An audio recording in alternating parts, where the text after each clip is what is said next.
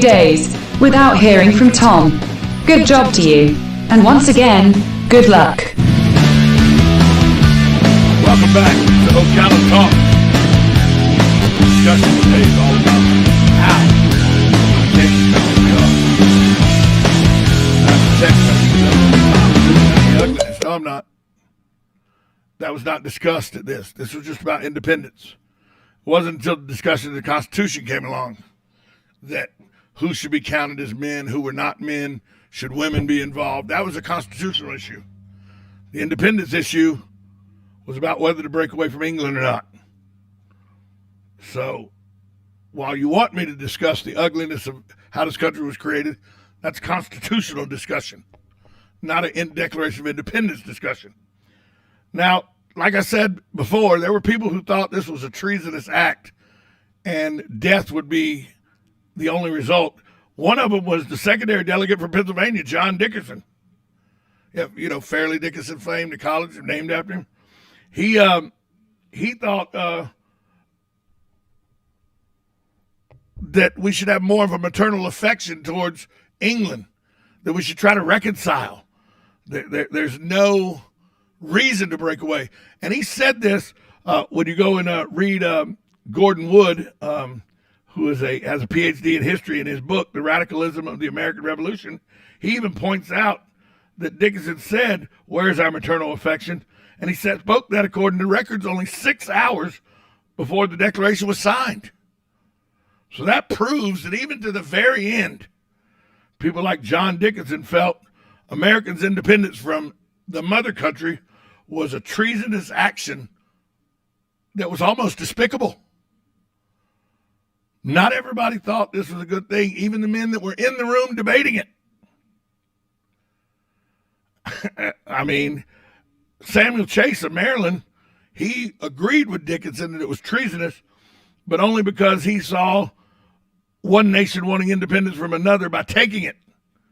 He says, you don't declare your independence. You ask for your independence, and it's given to you. You don't take it through violence. He even went as far to say Maryland would welcome independence if it were given, but it's highly skeptical that it can be taken. Chase held this view until he and the rest of the War Committee took a trip to New Brunswick to see the Constitutional Army. After that, he changed his view entirely.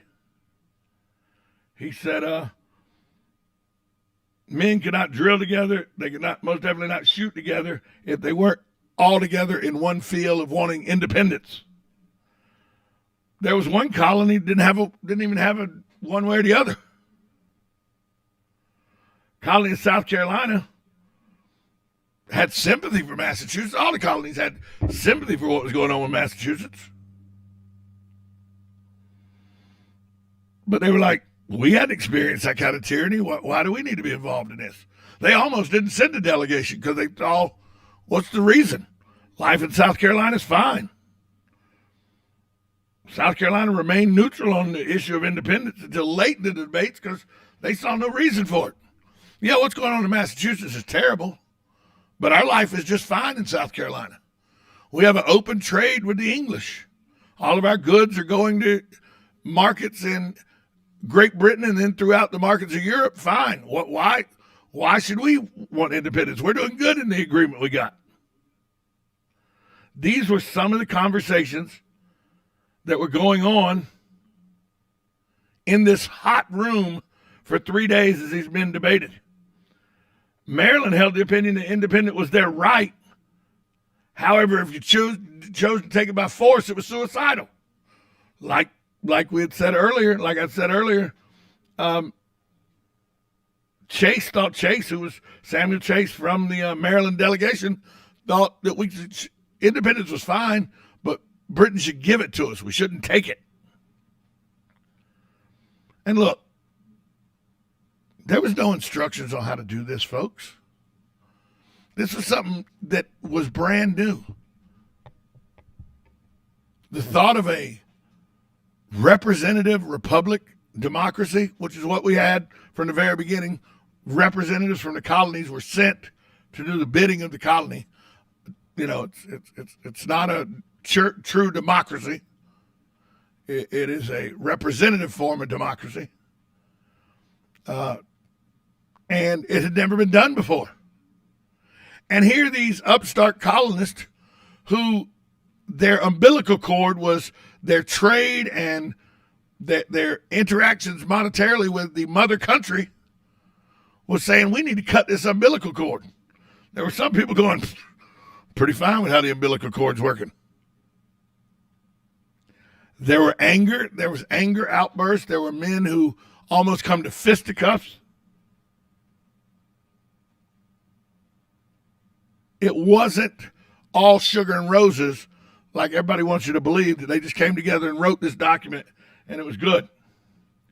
Now, Dr. Franklin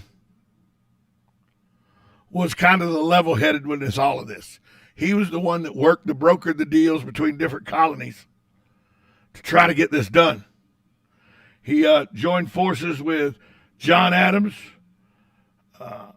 and him and John Adams and a delegation went around talking and convincing people that this was probably the best avenue once the arms had been taken up, that there was no way, there was no turning back from this point.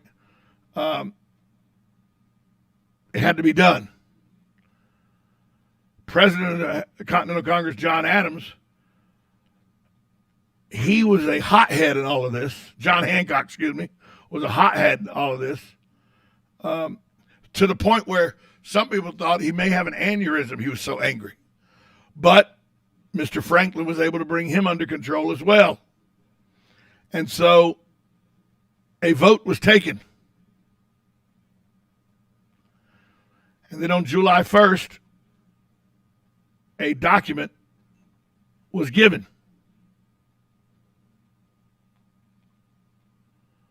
The vote we'll talk about next. This is 1370 AM, 96.3 FM, WOCA, The Source.